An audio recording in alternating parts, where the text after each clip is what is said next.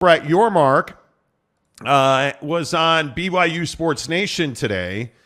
And again, with all due respect to BYU Sports Nation, boys, can we get a follow-up question? Can we get a redirect? Brett Yormark went on BYU Sports Nation today, and I'm not going to say dropped a bomb, but I think he really surprised some people when he said this about Big 12 expansion. To me, I do think there's strength in numbers, but if we end up being at 12, that's great. I'd like to stay at 14, even with the departures of Texas and Oklahoma, candidly. We'll see if that's a possibility or not. But I love 12. I love the current makeup moving forward. In fact, I'm thrilled with it. We're not chasing a number. Again, whatever happens has to truly create value for the conference and fit within those guiding principles with respect to how we're thinking about expansion. But it's not so much a number that we're thinking about.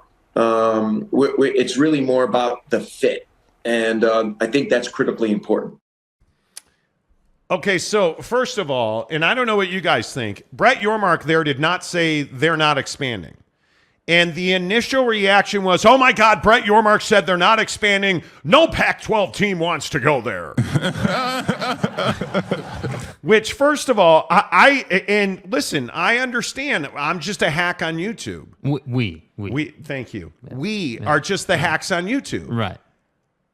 What he said there was, we're good at 12 or 14. He specifically even talked about without Oklahoma and Texas, 12 or 14. Well, you're at 12 without, as of Saturday, you're at 12 once Oklahoma and Texas leave. You're at 10 now. You're adding 4. You're losing 2. Stay with me. That's 12. So if he were to add 2 more, and I have a hard time believing it's just 2 that he would want to add, you're at 14. So he is openly talking about expansion. Jake, am I misreading what Brett Yormark, the commissioner of the Big 12, said? No, and I think this is the brilliance of Brett Yormark, because he's saying everything he needs to say while saying nothing at all, really. I mean, what really has he said that's like shocking or breaking news there? And I think this is the brilliance of Brett. He understands how to play the game. So what did he say? He said, okay, hey, we're good at 12. I'd love to stay at 14, but I think our conference and basically the fit of the current member institutions is on point. I believe he said, in fact, I'm thrilled with where we're at 12. However, I do see that there is strength in numbers, right? There's some value in having more numbers. So we're not necessarily married to a number. So I'm not married to having 18 teams in this conference or 12 teams in this conference. But I am, married to looking at expansion based on fit in the Big 12 versus, hey, does adding this team or that team bring us to a certain number? And I think that's the perfect answer, because it's the truth. It's what you are actually looking at. You would never just add UConn because you want an 18th team or a 10th team or whatever number you would be at that current time. I mean, that's just not that's not the proper way to go about realignment or expansion. So that's why I say it's not as simple as, oh yeah, well, Bobby down there in Arizona, man, he said he liked the Big 12, so we should add him because we need to get to 15 teams. That's not how it works, dude. Brett Yormark in the conference are going to say, okay, hey, it's Colorado, it's Arizona, it's Gonzaga, it's UConn. How do they fit into our conference? That's the conversation. Well, and what you see there is the comments by Bobby Robbins, the president at Arizona, said, but he painted a nuanced picture of Arizona, citing the school's proximity to the Big 12 footprint and that league's powerhouse basketball brand as a basis for the now infamous some affinities. To Jake's point, I don't know why the initial reaction is this means they're not going to expand. I think it's the exact opposite. I hate 14 teams. I think you need to add 4. If we're being honest, I think you need 16 teams. That's just my opinion. I think very clearly Arizona and Colorado are the 2 most likely there. But again, I will still maintain, I think we need to wait and see what the upshot of this grant of rights negotiation that is currently going on in the Pac-12 is. Because, again, as we've said for a couple of days now, we were told earlier this week the Pac-12 presidents have the numbers. They have the TV deal. They are simply trying to come to an agreement that works for the 10 remaining teams. And I just don't know that they're going to be able to do that. I think, listen, Brett Yormark is in a position where he almost can't lose. Mm-hmm. I think if the Pac-12 stays together, Brett Yormark's fine with that. I think he's going to add Gonzaga. If the Pac-12 does not stay together, or if Arizona and Colorado want to join the Big 12, I think Brett Yormark's going to do that. What I don't think is going to happen, and again, I could be wrong about this, and I'm sure that you guys will let us know. I don't believe that they're going to stay at 12 teams. I don't see that is even a possibility. Mm-hmm. I think if you are at 12 teams, you are going to die. Well, and I think that's kind of the name of the game, the pursuit of reliability. And that was kind of the basis of the question he was asked. Hey, is there more reliability in more numbers? And that's why I say it's the perfect answer, because again, it's basically saying, yeah, we're interested in expansion, but we're doing expansion for certain reasons and not other reasons. And I think when, like, for the Pac-12, the Pac-12 is not looking at expansion because they, want to look at certain fits and make sure that those puzzle pieces work into the Pac-12 puzzle. No, you lost Southern California, so you have a need, so you have to add a certain Yeah, you have team. no choice. You don't have a choice, dude. Right? So, but again, here we are sitting on top of this deadline for San Diego State. Yeah, yep. The deadline's tomorrow. And if I am San Diego State, I think they're in a perilous spot, because you're not going to get, I wouldn't assume, you're not going to get a Pac-12 TV deal tomorrow. I think it will not be until after the 4th of July now, which is amazing to say that out loud. But I think that there's a lot of ground to cover. Yeah. And I think that San Diego State is in a perilous position. Because I don't know, can you stay in the Mountain West now? I don't know that the Big 12 is going to add San Diego State. I don't see why they would. I don't know that the Pac-12 is in a position where they're going to be able to expand in the next calendar year. I mean, you just don't know. There's so much up in the air until the Pac-12 shits or gets off the pot with their TV deal. Yeah. It's as simple as that. And I want to play this Brett Yormark bite again from BYU TV this morning, because one of the major questions here is, do you believe, listening to this bite, do you believe that Brett Yormark in this bite, because, all the Pac-12 mouthpieces were like, I told you they're not expanding. Nobody wants to go there. Is Brett Yormark saying that the Big 12 is not expanding? To me, I do think there's strength in numbers, but if we end up being at 12, that's great. I'd like to stay at 14, even with the departures of Texas and Oklahoma, candidly. We'll see if that's a possibility or not. But I love 12. I love the current makeup moving forward. In fact, I'm thrilled with it. We're not chasing a number. Again, whatever happens has to truly create value for the conference and fit within those guiding principles with respect to how we're thinking about expansion. But it's not so much a number that we're thinking about. It's really more about the fit, and I think that's critically important. Yeah, I don't know the answer to that question. I don't know the answer to that question. I don't know if 12 is better than 14 is better than 16. But I do know that the Big 12 and Brett Yormark on BYU TV did not say that he's not expanding. Yeah, I mean, it's quite the opposite. He's quite literally telling you how they view expansion. So notice he didn't say, oh, well, yeah, we have a document that says you have to check X, Y, and Z boxes to fit in our... That's not what he said, right? But why is it such a crime for Brett Yormark to say, well, academics matter? And the Pac-12, like, anytime anybody in the Pac-12 says academics matter, the world stops spinning and they're stupid. Mm-hmm. Because academics is a revenue stream, right? So the immediate lurch to, oh my God, the Pac-12 is arrogant. They're not. Brett Yormark just told you the Pac-12 is exactly right. Yeah. You have to have academic synergy, right? But the problem is, do Arizona and Colorado bring you academic synergy? Absolutely.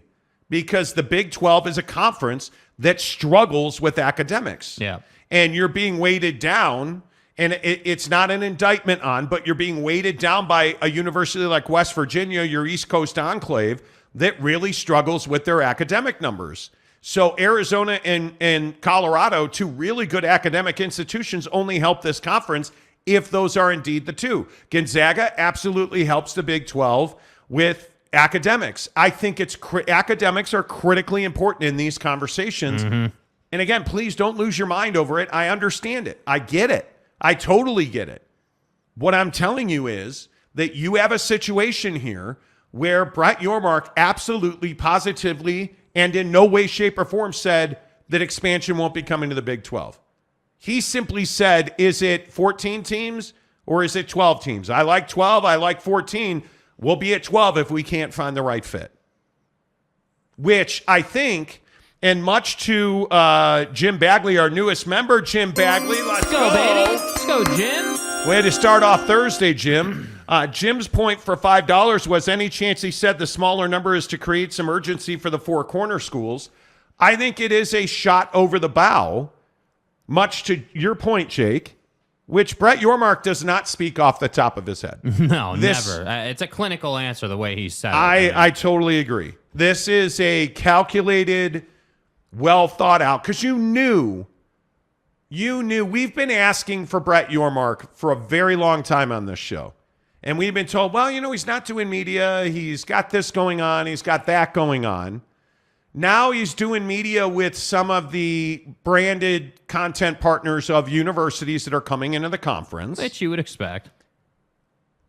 And he was prepared for the answer to that question. Excellent strategy, sir.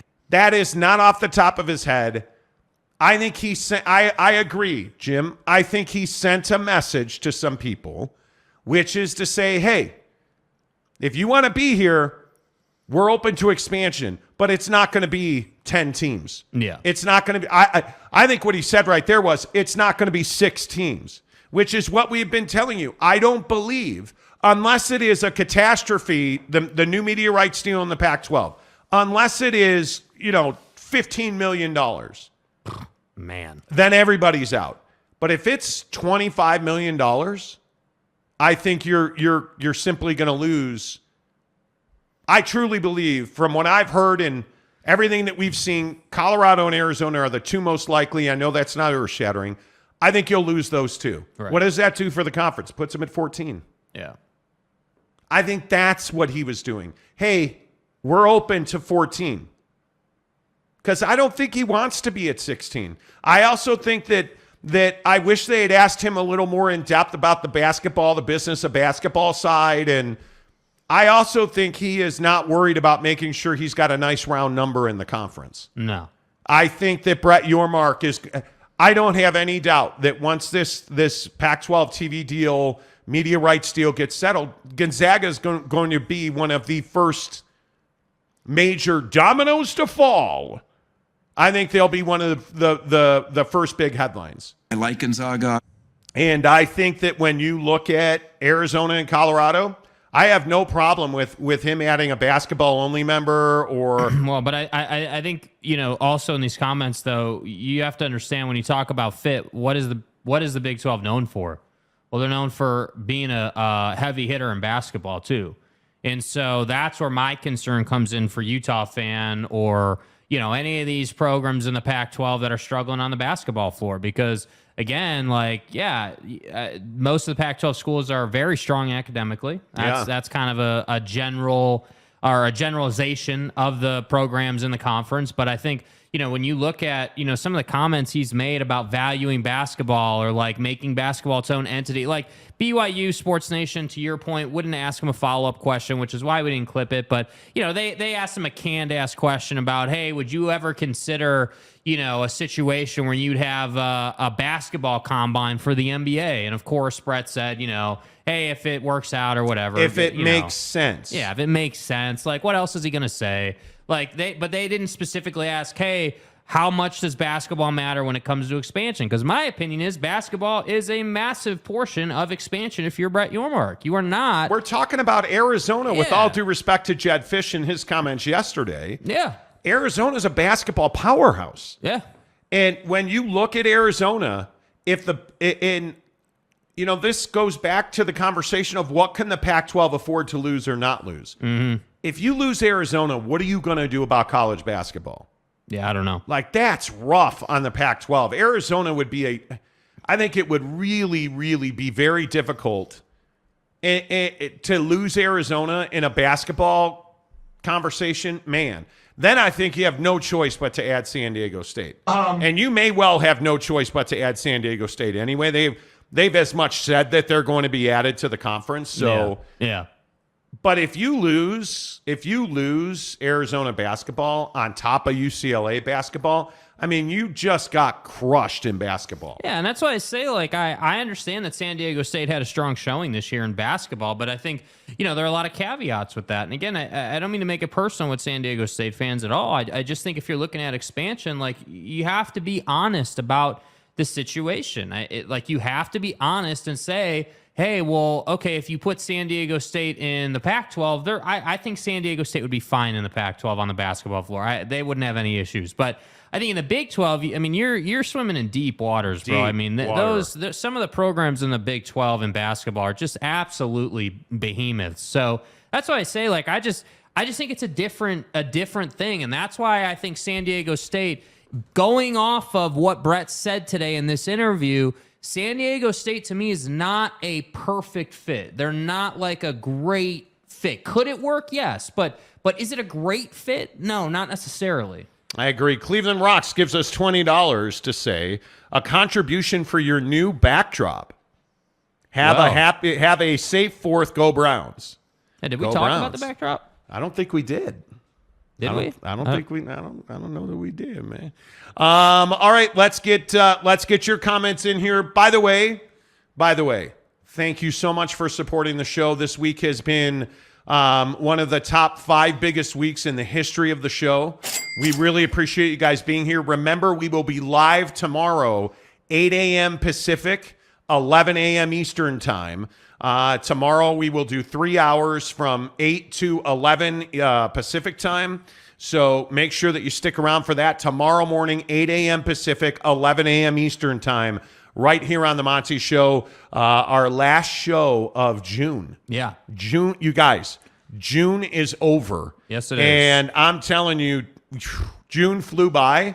What a great month. And let's power up July with some buckshot.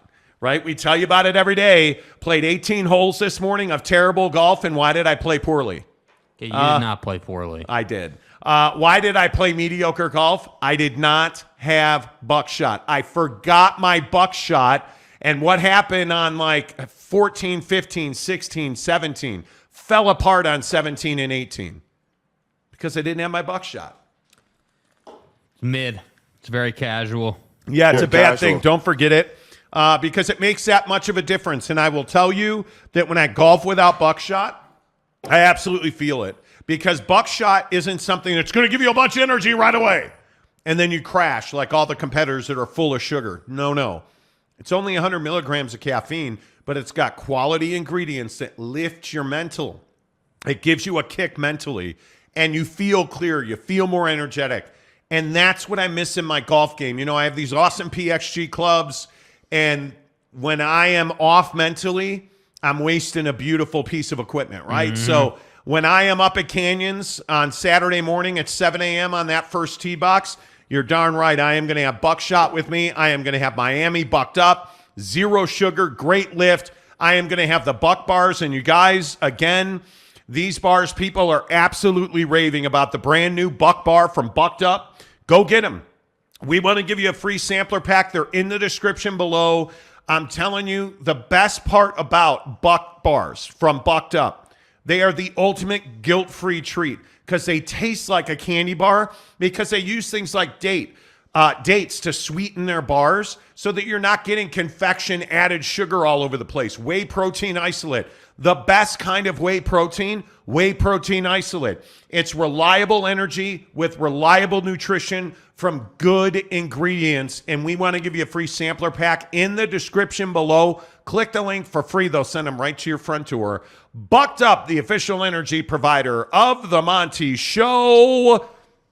Let's see. Look at you guys contributing. Really appreciate that. Just a rowdy dude from South Carolina. Go Cox. Sorry, I shouldn't have said. Okay, let's move on. This indicates to me that he foresees an ACC implosion and would love to add schools like Duke, Georgia Tech, and Virginia Tech and Pitt once it happens. I mean, certainly that could be. I mean, I personally do not see an ACC implosion. And I think one of the things that we have to remember, and you know, Rowdy, I'm not saying that you're wrong, but I think one of the things you have to remember about the Big 12 is if it's available to you now, it'll be available to you down the road. Yeah. If a year from now or 2 years from now, North Carolina called Brett Yormark and said, we want to join the Big 12. He would be like, yo, bro, I'm going to fax over the paperwork right now. Right? Like he would zip them a file today. Hey, guys. Right? So if you're Duke or North Carolina or, you know, I mean, I think the Virginia schools are incredibly valuable. Obviously, Clemson and Florida State are SEC schools. Let's not even joke. There's nothing to talk about. But I think when you look at the ACC, that membership is so valuable, and they're struggling under the weight of this grant of rights. And I think you're going to have to get, I don't remember the exact number. It's like, you know, a TV guy was telling me it's 3/4 of the conference would fully have to support busting that grant of rights. And I just don't see a way you're ever going to get there, especially with the arrogance and the bully tactics of Florida State. I think it makes it very difficult. Earned or responsible or whatever you want to say about Florida State, they're talking about how they deserve far more revenue than anybody else. And, you know, like just flipping a bird to Miami, flipping a bird to Duke and Carolina. Like, I think the partnerships in the ACC are as much of a problem as the grant of rights. Honest to goodness. Yeah. Stephen Smith, what's up, Stephen? Good to see you. Appreciate the $20. I just watched the BYU interview with Brett Yormark. While I was listening, I was getting some goosebumps on what Yormark wanted to do.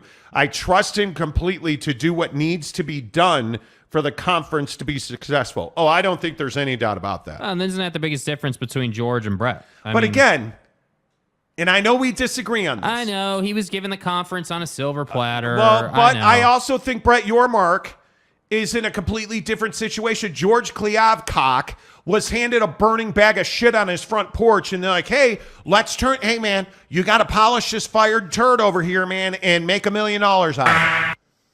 Like, that's what he was given. He's losing USC and UCLA, so he's losing arguably his best football property, and I don't even know if it's arguable. You're losing your second best basketball property, because I still think Arizona's better than UCLA in basketball. You're losing two really foundational pieces of your conference. You don't have a TV deal. You probably don't have the needed recipe to get a TV deal that will keep the conference together. And on top of that, you're probably losing Arizona and Colorado. Like, Brett Yormark has had a year to just not even walk away from the Pac-12, to sprint away from the Pac-12 in business dealings, to whether it's the Combine or Mexico or Rucker or all of these things, like adding a commercial division, talking about, money making, like having a year head start to build a basketball brand. Because, again, I would tell you, the Big 12 is not competing with the SEC or the Big 10. Let's be really honest about this. You're not on that level. You're competing with the ACC and the Pac-12. You're competing with the lower tier of P5 conferences. I mean, that's the God's honest truth. And I don't know that there's much of an argument. Because of the money they make and the swagger that they bring to the table, the Big 10 and the SEC are the top two conferences in college sports. Does that mean they're the best football conference? No. The best basketball conference? No. But when we're talking about business and dealings and operations, The Big 12 is competing with the Pac-12 and the ACC. Yeah, and you know, my honest opinion is that it's kind of this weird thing because of everything Brett's done so far. I almost feel like the Big 12 finds itself on its own sort of tier right now. Like, the ACC is kind of a mess. The Pac-12 is the Pac-12. Like, I agree, those three compete with each other, but it's almost like this thing where it's like, hey, SEC, Big 10, Big 12 under those two, and then ACC and Pac-12 figuring out how their conferences are going to implode. Exactly right. And that's what I think is so interesting. And I don't even disagree. You know, Brett was handed a much better situation. That's not arguable. But what I disagree with is that George had no way of preventing the SC departure. No way. But I do think a better businessman, a better negotiator, a better operator, I do think there could have been opportunity to prevent the backstabbing. Well, for certainly, Kliavkoff has said some really stupid shit. Like he has put some holes in his own foot with his shotgun. There's. I mean, you did nothing to incentivize Carroll at USC not to backstab you, I guess is my point. Like, you didn't do anything to be like, hey, yeah, Carroll, by the way, we've got X, Y, and Z. Like, we're attractive too. Basically, everything you handed her was like, yeah, we suck here, here, and here. Hey, the Big Ten wants you. Go ahead and ship it out. I think that bed was made with Larry Scott. Yeah. I truly do. Yeah. I think there was so much. The Pac-12 has done some really dumb things. After the envelope calculations. Certainly the most ardent of Pac-12 supporter has to agree. And I am probably that. I am probably the most arduous Pac-12 supporter. Oh, wait, I thought you were a Big 12 guy. Big Truck 12 stop conference. We get flyover stuff. Yeah. I'm a man. I'm just telling you, the Pac-12 can still be an elite conference. Yeah. But you just have to find a way to live another day. And the biggest question I have is, how serious is Brett Yormark about crippling the Pac-12? Because if we're at 14 in the Big 12, the Pac-12 is going to be here for another decade, minimum. I'm for real. Minimum. Yeah. They will get another TV deal the next cycle around. They will probably add teams and expand. Well, I think that point is very relevant right now. Hey, this media deal right now, not going to be 10 years, dude. This media deal right now is going to be 5 years maximum. 5 years tops. Yeah. Yeah, and have to be. And there's risk here, right? But if Brett Yormark wants to put an end to the Pac-12, yeah, he could do that. He could absolutely do that. But I don't think he wants to be that guy, and justifiably so. This is the Big Ten conversation.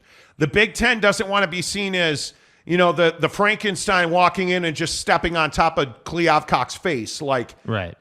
I think there's decorum. I think there are ethics. And I think guys that operate at Brett Yormark's level care about ethics and decorum. Yeah. And I think if you want to be in the Big 12, I think there are spots available. I think they need to get to 16, and I think they need 16 because I think that does far more damage to the Pac-12. Because you don't want to make the same mistake that the Pac-12 made with the Big 12. Because you probably, if Carol Folt at USC hadn't signed paperwork behind your back, allegedly, with the Big Ten, dry yet. Would they have called Oklahoma State or Texas Tech or somebody? Would they have tried to pull teams out of the Big 12? Well, I think, of course, they would have. That's what the whole meeting was about when she was like, nah, we don't need to do that. Right? That's what the whole thing was about. In all seriousness. I also think, though, what's really interesting on the flip side, the counter argument to the Big Ten poaching Big 12 teams, I think the Big Ten was so hot to trot after USC because it's the Pacific time zone and they didn't have it. That's why I think they were so hot to trot. It's a business. Yeah. It's a business. Dude. As personal as fans make it, these guys don't care about your fandom. They care about business. And guys like Kevin Warren and, when he was talking to USC and UCLA, they saw an opportunity to expand and make more money because it helped their TV partners because it gave them reach. Yeah. And as I'll say until I'm blue in the face, reach makes you money. Yeah, there's no doubt Kevin Warren understands that. So get the reach and the money will follow. Yeah. And that's the question about Brett Yormark. And I know he knows that. He's an entertainment guy. I'm looking forward to talking to him. at Big 12 Media Days. Don't forget, we'll be live in Dallas coming up on July 12th and 13th at AT&T Stadium. Thanks to our friends at BladeHQ.com. Go there right now, BladeHQ.com. Tell them you heard about it on the Monty Show, you guys. The best knives from the best knife makers and their outdoor equipment, everything you need. And certainly anything with a blade.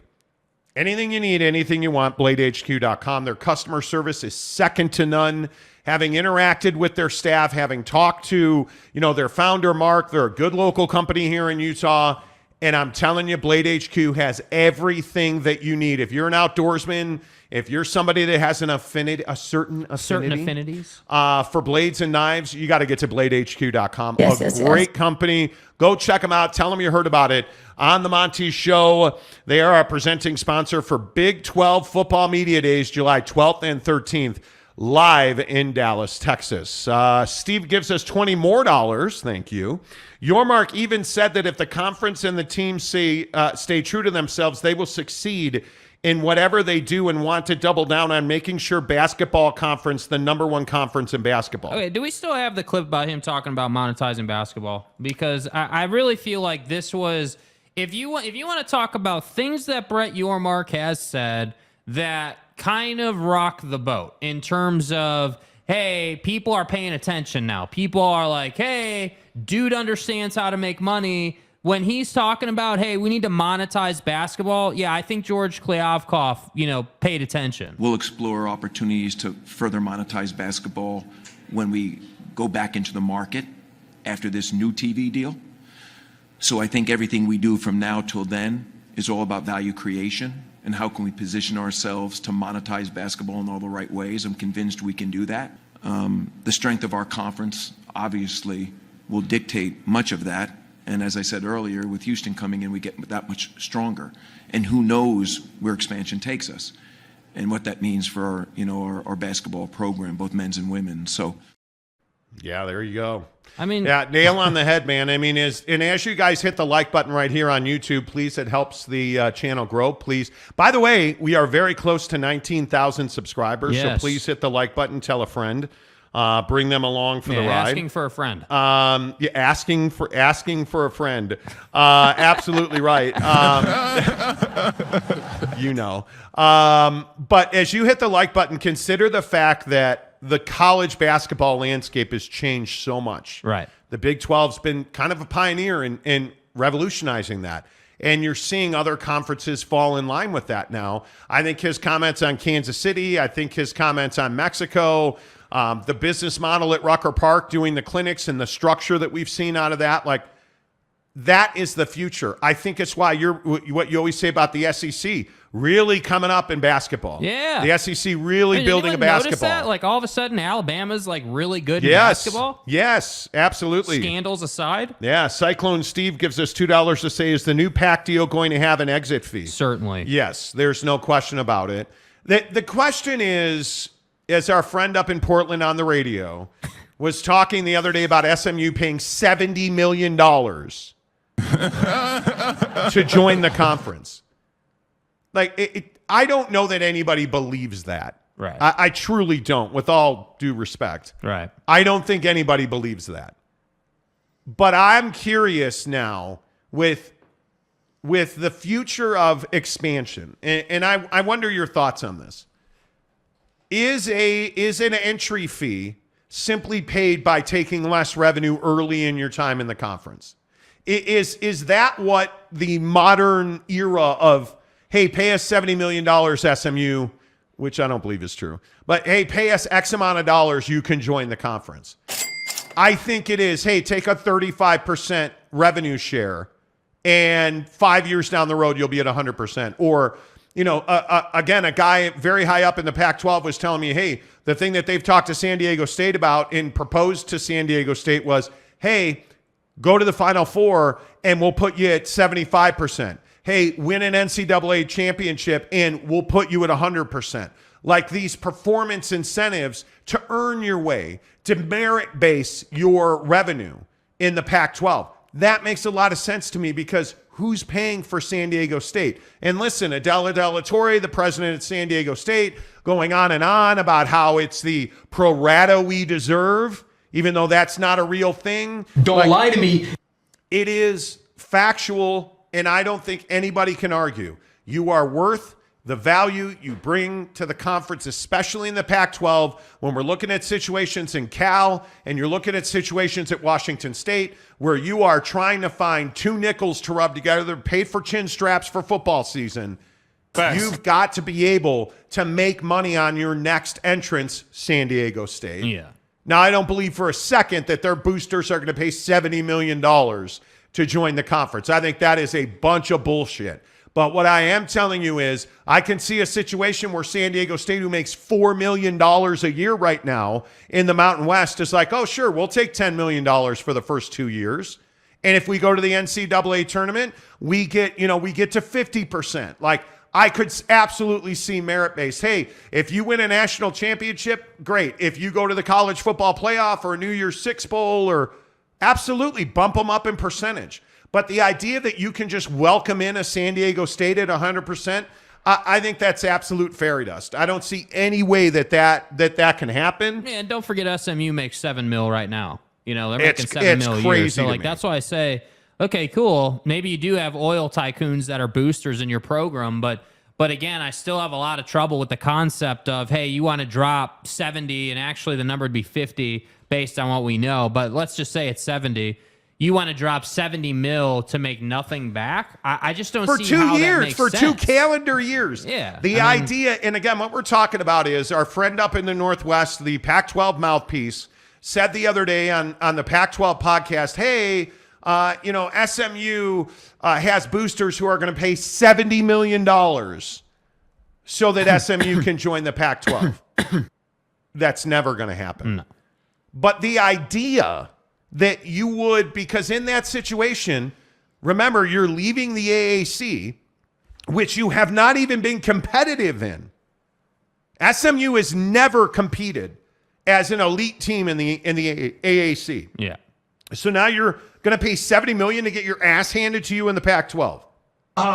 Because you will get your ass handed to you in the Pac-12. Well, very clearly, this conversation was never based on field or on court performance. I mean, it's just not. It's based in, hey, we need to expand, and SMU, I guess, is an attractive but fit. Jake, they deliver Dallas. I guess. Is that a real question? They have the biggest alumni base in Dallas, Texas.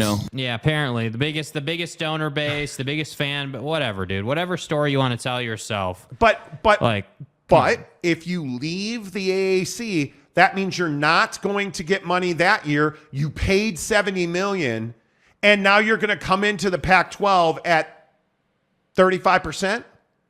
You're talking about years of losing money. yeah, 35%, and you're hoping for some brownie points for bailing the conference Come on out of now. its mistaken accounting with Comcast. Come on now. That's ridiculous. Rowdy gives us $10 to say Clemson isn't hurting for cash. Oh, certainly In not. God's name, image, and likeness. The money that Clemson generates, Dabo, and I think most people know this, Dabo is one of the most prolific fundraisers in all of college athletics. We built this program on NIL. He is unbelievable We really did. when it comes to fundraising, boosters, corporate sponsors.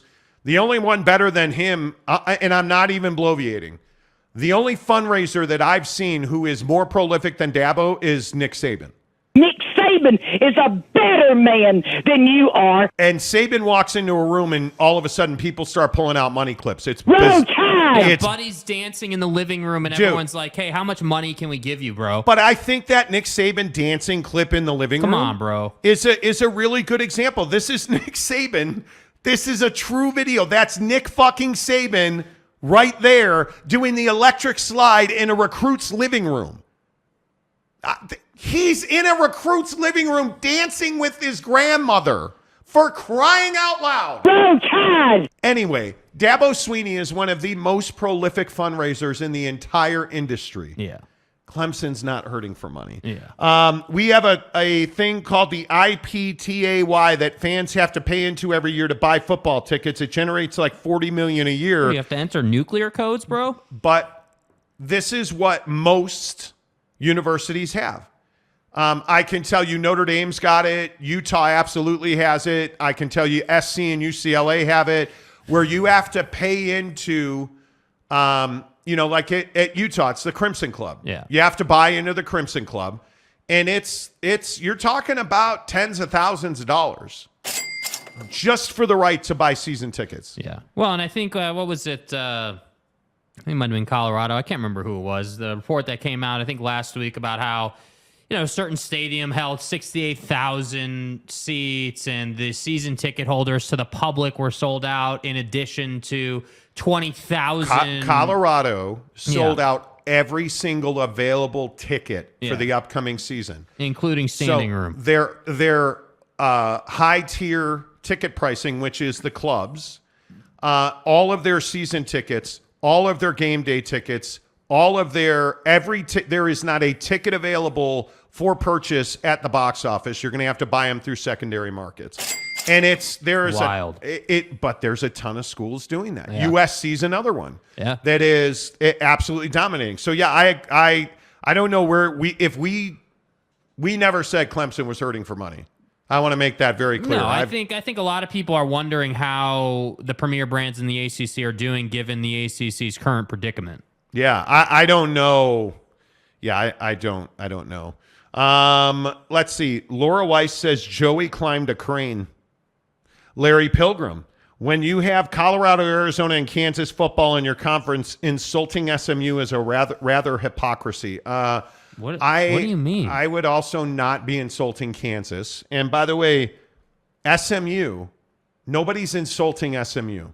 And Colorado, Arizona, and Kansas are not in the same conference, Larry, with all due respect. Arizona's in the Pac-12. Colorado is in the Pac-12, and Kansas is in the Big 12. So I don't know where the idea that those three are in the same conference are from. And nobody's insulting SMU. It's fact. They have not competed in the AAC. Not one time have they been like the juggernaut of the AAC. Yeah. They've had 1 year in the last 10.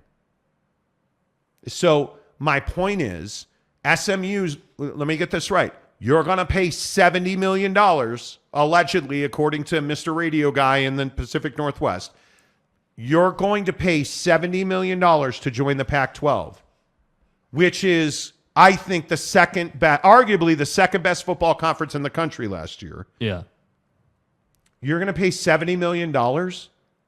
I do believe that your football players will be permanently disfigured playing football in the Pac-12. So I said, yeah. You haven't been able to compete in the AAC. Yeah. And the idea that you're going to roll into Autzen, that you're going to roll into the Coliseum, that you're going to roll into Rice-Eccles up in Salt Lake City, Reser in Oregon. Do you really think that you're going to Corvallis, SMU's going to go to Corvallis, dude, and win a game? No. In the next 5 years. So I'm saying it's not about football. It's just not. It's not. SMU is not about on-field or on-court performance. And if you're taking that personally, man, like Larry, I love you, bro, but if you're taking that personally, that's a you problem, with all due respect. Like, SMU just is not, and it's not controversial to say SMU is not a Power 5 program. No, look at Domer Wap. Fantasy Island is suited for Kliavkoff.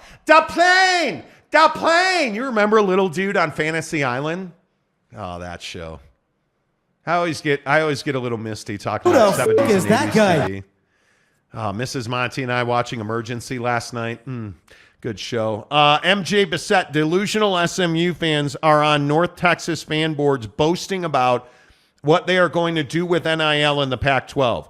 But according to Mr. Radio Wizard up there in the Northwest, they already have the second biggest collective in the Pac-12. Which I thought your best point yesterday when we were talking about that is, bro, if SMU's collective is the second biggest in the Pac-12, allegedly, that's embarrassing for the Pac-12, bro. And by the way, you have a massive collective. What the fuck is it doing? Because you're not winning games. You're not winning games. Because it's garbage. Hello? Oh, hang on. No, let's see. $70 million. Thank you. Radio Wizard, you can come in. $70 million to join the conference, what would be the second largest collective in the Pac-12, and you can't win G5 games. What good is it? I don't know. I don't know if. What good is it? I don't quite know how to answer that, to be honest. And this is not insulting of SMU. I'm asking SMU fans. You have all this money. Oh, we got oil guys and drilling guys. We got pipe and drape dudes. Count turds. I mean, it's amazing. Like the trade schools in this conference, holy shit. You have this huge collective and all of this money.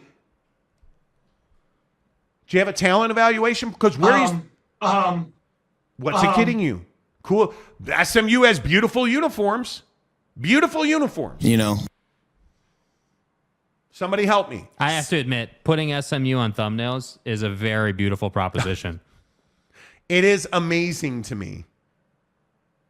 It's amazing to me. And again, you're listening to a guy in the Pacific Northwest and believing everything he says.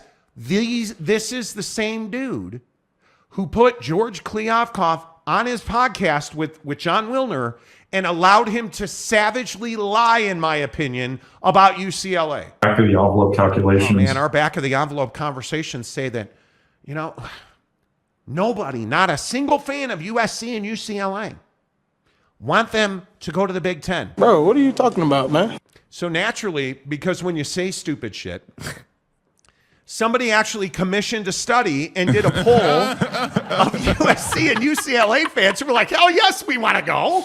Let's go. Dude, I believe the question was, if memory serves, do you believe or do you agree that UCLA should be in the same conference as USC? Yeah, second question. Should that conference be the Big Ten? Yes, and fuck yes. I believe was... Right? Like, what? This isn't even a conversation, man. Yeah. It's not even a conversation. Yeah. And so like Pac-12... This is the hard part for me. I love that conference. Pac-10. But thank you, Coach Fish. But the delusion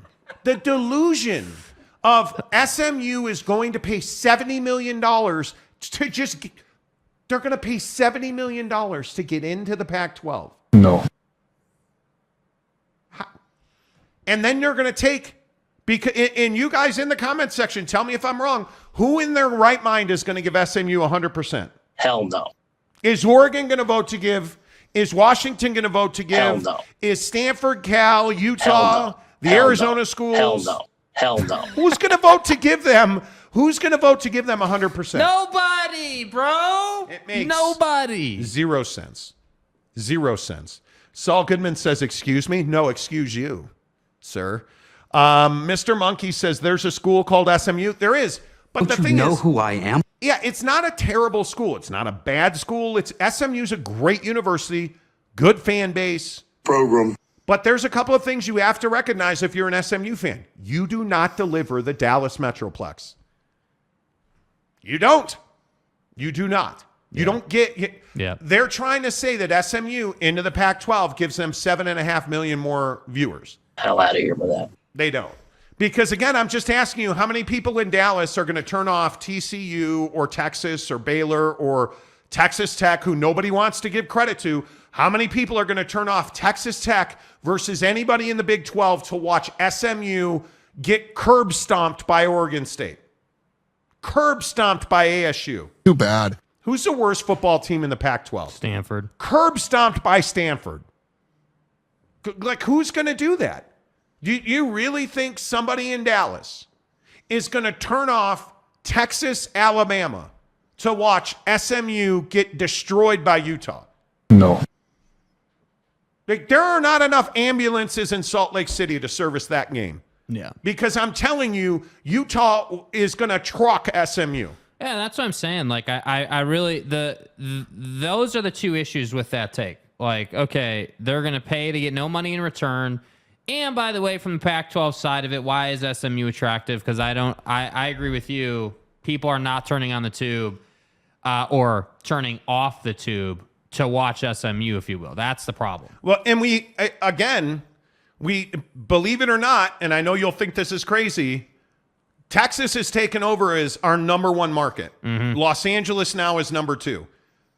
So all of my Texans, tell me that you're going to watch SMU or Oregon SMU. You're going to watch Oregon SMU over Texas and anybody in the SEC. Texas, Georgia. 250,000 Texans a month watch this program. Can I get a couple of Texans in the comment section talking to me about SMU? Yeah. Tanner Plummer, I hereby declare the Canzano shall forever be known as Mr. Radio Wizard. Yeah. Provo Cougar fan, Jordan and BYU was forced to play with their practice squad QB. Okay. OG Gary, how the heck are you? SMU will get piped in NEP 5, easy 60-3 win. And that's the other thing. How dare you? That's the other thing I think people don't understand. Like when you're a G5 football, and anybody who knows recruiting knows this. Yeah. When you're a G5 program, there are just simply high schools you cannot call. You cannot walk into certain, like SMU can't go recruit at Mater Dei in Los Angeles, Orange County. You're not going to Westlake to recruit their quarterback. You're not going to Ohio to try and pull offensive linemen. Right? You're not doing that. So now all of a sudden you get into the Pac-12. Now you got to go like form relationships. And look at, I'll use Utah because they're one of the last schools into the Pac-12 recently. Look at the Dennis Erickson hire at Utah all those years ago. Yeah. Why was Dennis Erickson such an important hire at Utah?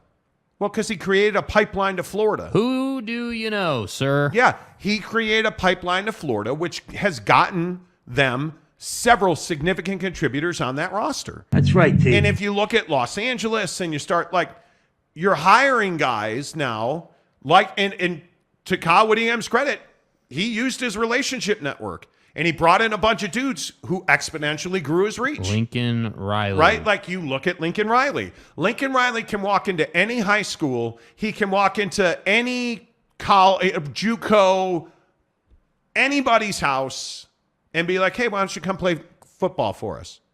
Like, it's just assumed the starting quarterback at Mater Dei is getting an offer from USC. Yep. He's getting an offer from USC. What's up, motherfuckers? Right? Like, you're just assuming that. What does SMU say to a quarterback at Mater Dei? Hey, we're in the Pac-12. Good. No, I'm good. I'm going to go play in the Big Ten. That's what they say. Yeah, That's what they say, right? It just is, man. And it's not, I mean, no disrespect to SMU.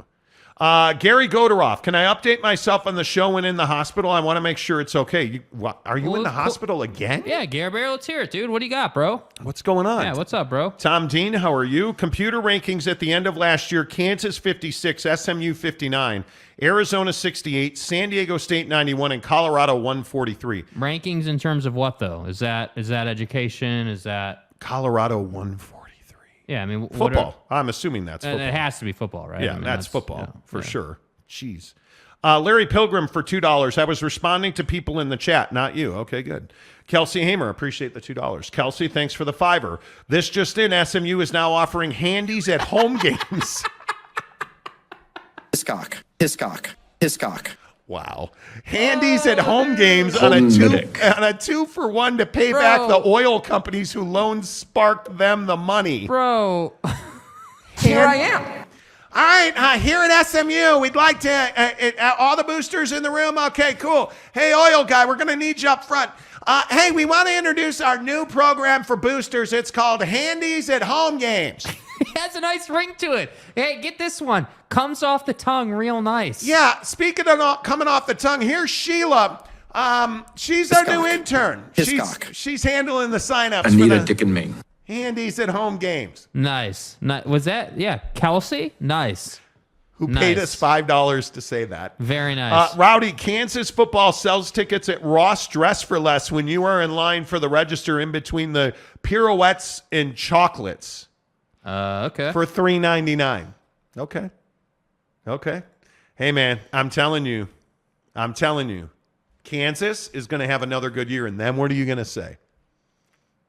Because Baylor and Kansas I think, are two teams that are going to be significantly better. My only question is, How good is Oklahoma State going to be? Because I can't see a massive change on that roster. I don't see a massive change on that roster. Yeah. I do not. And it's concerning because I think Mike Gundy needs to step up. That conference, the Big 12, needs Oklahoma State desperately. And something's just a little amiss there. Maybe he's talked about Oklahoma too much. Maybe because it's garbage. Maybe he's talked about Bedlam too much. I don't know. But come on now. Come on now. Let's go. Right? Yeah. That's what we need. Get it going here. And I don't know how you fix it. My guess would be you just throw a couple of calzones down in Stillwater. At Papa Murphy's, we do more than just pizza. We do calzones. Papa Murphy's does calzones? Oh, I think you mean I do the calzones.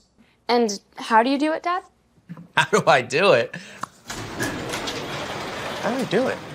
Oh, well, we do it with fresh ingredients and hand-shredded cheese tucked in a scratch-made dough. That's how, honey. At Papa Murphy's, we make great pizza. You don't forget the calzones. Order now at papamurphys.com.